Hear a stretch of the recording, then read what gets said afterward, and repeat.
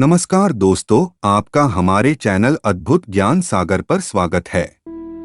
आज की प्रस्तुति में आप यमलोक के 4 द्वारों का संपूर्ण वर्णन जानेंगे और यह भी कि किस तरह की जीवात्माओं को कौन से द्वार से प्रवेश कराया जाता है। पक्षीराज गरुड़ भगवान से बोले कि हे प्रभु, आपने मुझे यम मार्ग का संपूर्ण ज्ञान दिया, यमपुरी का विस्तार भी आपने मुझे भली भांति बताया। हे भगवान, अब आप मुझे बताइए कि यमपुरी में 4 द्वार क्यों हैं और क्या वे चारों द्वार एक जैसे हैं या उनमें किसी तरह का भेद है। कृपया आप मेरे इस संशय को नष्ट करें। हे पक्षीराज, आपके प्रश्न बहुत उत्तम हैं। यह प्रश्न मनुष्य जाति के लिए लाभकारी सिद्ध होंगे। तुम इनके उत्तर सुनो। यमपुरी में कुल 4 द्वार हैं, पूर्व, उत्तर, पश्चिम और दक्षिण। इन सभी चारों द्वारों की अपनी ही अलग विशेषताएं हैं। सर्वप्रथम मैं तुम्हें यमपुरी के पूर्व द्वार का महत्व बता रहा हूं। यमपुरी का पूर्व द्वार बहुत ही सुंदर है। वहां फहराती हुई सैकड़ों पताकाएं उसकी शोभा बढ़ाती हैं। हीरे, नीलम, पुखराज और मोतियों से वह द्वार सजाया हुआ है। वहां गंधर्वों और अप्सराओं के गीत और नृत्य होते रहते हैं। उस द्वार से देवताओं, ऋषियों, योगियों, गंधर्वों, सिद्ध मुनिजनों, यक्षों और विद्वानों का प्रवेश होता है। उत्तर द्वार।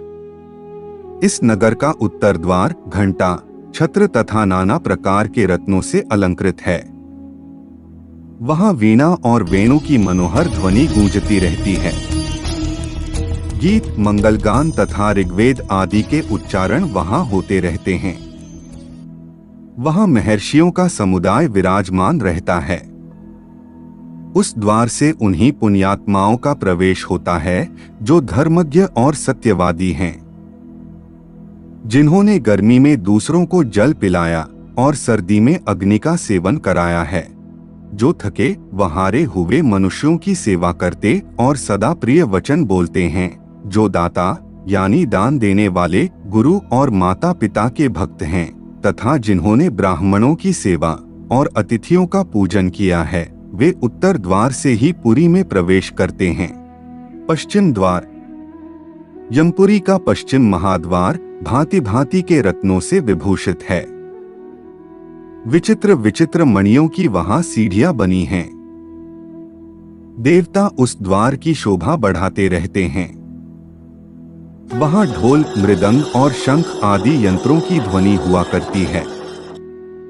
सिद्धों के समुदाय सदा हर्ष में भरकर उस द्वार पर मंगल गान करते हैं।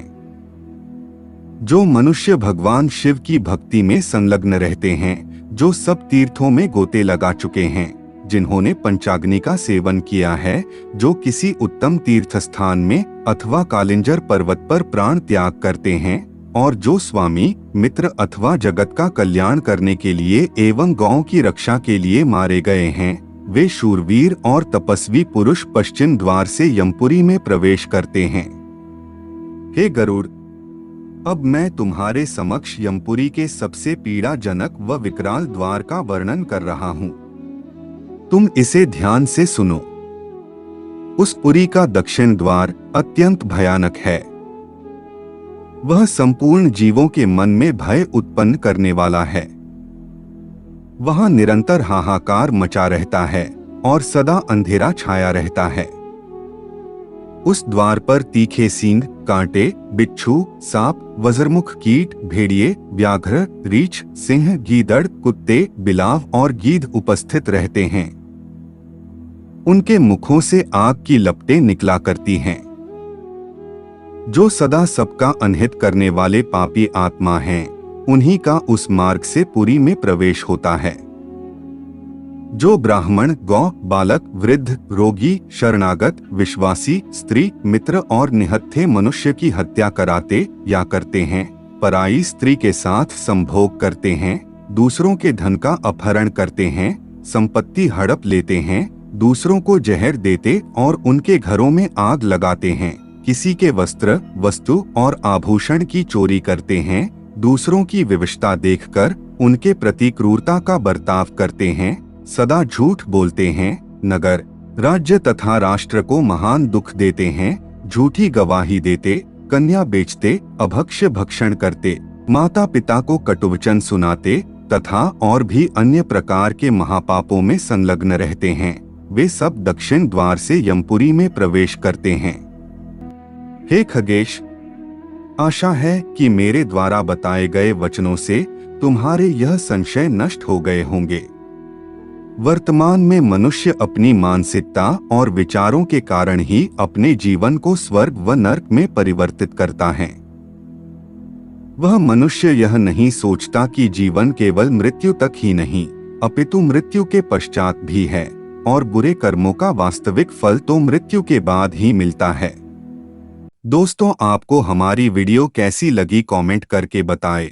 ऐसी ही ज्ञानवर्धक शास्त्र से संबंधित बातें जानने के लिए हमारे चैनल को सब्सक्राइब करें और बेल आइकन को दबाएं ताकि चैनल पर डाला गया वीडियो सबसे पहले आपके पास पहुंचे। इस वीडियो को देखने के लिए आपका बहुत बहुत धन्यवाद।